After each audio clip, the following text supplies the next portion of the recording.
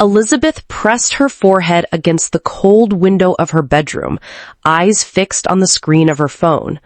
The recorder hidden in Francis's car had sent a live alert at 5:28 a.m. He was moving. Again.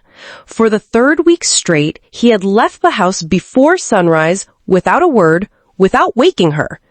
No note, no text, just silence. And every evening after work, he vanished again, returning home close to midnight, smelling of antiseptic and baby powder, his eyes heavy with exhaustion. "Good morning, Ma. How was your night? I will soon be there. Is my baby girl awake? All right. Can't wait to see her and hold her hands before going to work. See you soon." That was all she heard, and this has been on for the past 3 weeks. At first, Elizabeth thought he was having an affair until she heard him again the previous night. "I'm on my way already. Please ensure my baby girl is stable. She has suffered enough. I can't afford to lose her, please." Then she thought he was in trouble. But this night, she decided to follow him, not all the way, just close enough, and saw where he went. A quiet bungalow in an estate in Aja. She didn't go in. And then, through the slightly open window, she saw them. Francis was inside, kneeling beside a young woman on a couch. She was thin, her hair tangled, her eyes distant. She was eating chin-chin, throwing some on the floor and putting some in Francis's mouth. Francis gently brushed the hair from her face. He smiled and whispered, "Good evening, my baby girl," then kissed her forehead. The woman smiled, a fragile, childlike smile, and leaned into him. Elizabeth's stomach twisted. Who is this? That woman, she wasn't Francis's lover. She looked broken, sick. And the way he called her my baby girl, it wasn't romantic. It was tender, painful, like a man holding a shattered memory. Elizabeth was confused. She watched as Francis held the woman tightly, kissed her forehead, then whispered something in her ear before they stood up and went into the bedroom. Elizabeth rushed into her car. "What is happening? Francis is cheating on me. No!" She ignited the car and drove home. She sat on the bathroom floor, silent tears rolling down her face, clutching her wedding ring like it could save her. She didn't sleep. She didn't eat. How long had this been going on? Who was this woman? Why was he lying? She thought of their 10 years together, the struggles, the small flat they started in, the way he held her when her mother died, how he cried when Desmond, their 8-year-old now, was born.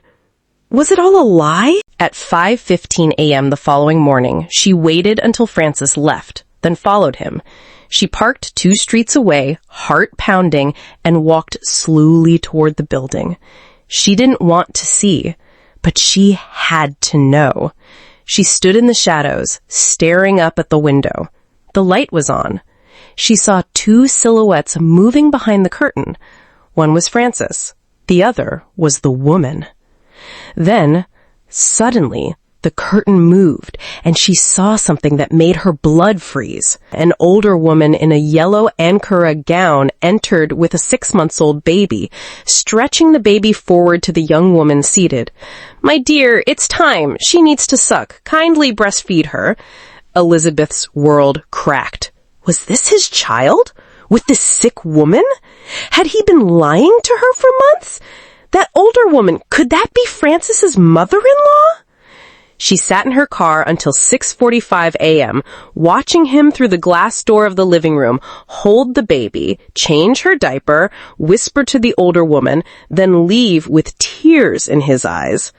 Elizabeth drove home in silence, her hands gripping the wheel so tight her knuckles turned white. At evening, she went to pick her son in school. All day, she smiled at Desmond, helped him with homework, made his favorite pizza, kissed him goodnight, all while her heart was cracking. That night, she didn't go to bed. She waited until Francis returned at 11:52 p.m. He walked in quietly, removed his shoes, and washed his face. Elizabeth stood in the hallway, arms crossed. "Where do you go every morning and every evening?" she asked, voice calm but sharp. Frances froze. What?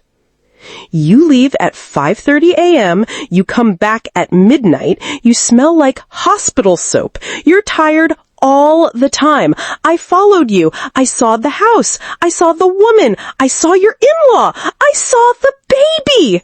Her voice broke. Is she your mistress? Is that your child?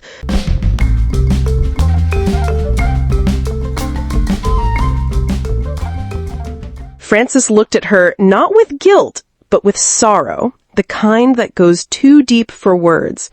He sat on the edge of the bed, head in his hands. He said quietly, "Her name is Joanna. She's my sister, my only sister. And that baby, she's Joanna's daughter. Her name is Kemi." Elizabeth stared. "Your sister? You never told me you had a sister." I did, but I couldn't tell you about her. Not like this." He took a deep breath and began. Joanna was married to a man named Robert. They were happy. She was 4 months pregnant when she found out Robert had secretly married another woman, a younger girl from his office. He even registered the marriage. Joanna saw the certificate and she collapsed. They rushed her to the hospital, but the shock, it triggered something in her mind. The doctor said it was a severe mental breakdown, post-traumatic stress with psychotic features. She hasn't been the same since. She doesn't always remember things. Sometimes she acts awkwardly and thinks I'm Robert, her husband. Sometimes she forgets her own name.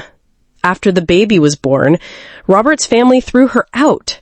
No support, no help, just her and the baby, alone. Elizabeth sat down slowly, stunned. "So you've been taking care of her?" Frances nodded. "I moved her to that building 3 months ago, hired a nurse, Mama Nkechi, to live with her, care for her and care for Kemi. I visit every morning before work, every evening after work. I feed Kemi, bathe her, talk to Joanna, make sure she takes her medicine. I pay for everything. The rent, the nurse, the doctor, the formula, everything. I didn't tell you because I was ashamed. Not of her. Never of her. But I didn't want you to see her like this. I didn't want you to pity her. I didn't want Desmond to be scared of her. And I didn't want you to feel like you had to carry this too." Tears rolled down Elizabeth's face. All this time, she had thought the worst. She had imagined betrayal, another woman, a secret family. But the truth was far more painful. Her husband wasn't cheating. He was grieving. He was protecting. He was loving a sister the world had forgotten. The next morning, she didn't let him go alone. "I'm coming with you," she said. Frances tried to stop her. "You don't have to see her like this." But she insisted. When they entered the building, Joanna was sitting by the window in the bedroom, rocking Kemi. She looked up, confused. "Frances?" she said. "You came to take me home to Robert?" Frances knelt beside her. "I'm here, baby girl. I brought someone to meet you. This is Elizabeth, my wife." Joanna stared at Elizabeth, then suddenly smiled. "Oh, you're the one who sends the birthday gifts." Elizabeth froze. "What gifts?" Joanna reached under the pillow and pulled out a small box wrapped in golden paper. "Every month on Kemi's birthday, a gift comes. A onesie, a toy, and a card that says, 'From Auntie Elizabeth, I love you. I thought you were kind. I told Francis your wife is good, but he said you didn't know about us.'" Elizabeth looked at Frances, heartbreaking. You sent those gifts in my name?" He nodded. "I wanted her to feel loved. I wanted Kemi to know she has a family. So I bought the gifts and signed your name. I'm sorry." Elizabeth didn't speak. She walked over, knelt down, and gently took Kemi into her arms. The baby smiled, grabbed her finger. Elizabeth kissed her tiny hand. Then she looked at Joanna. "I'm sorry I didn't know. I'm sorry I wasn't here. But I'm here now, and I'm not going anywhere." From that day, everything changed. Elizabeth visited every day. She brought clothes, toys, and food. She sat with Joanna, held her hand, sang to her when she had nightmares. She even convinced a psychiatrist to come weekly for free sessions. Slowly, Joanna began to improve. She remembered more. She started dressing herself.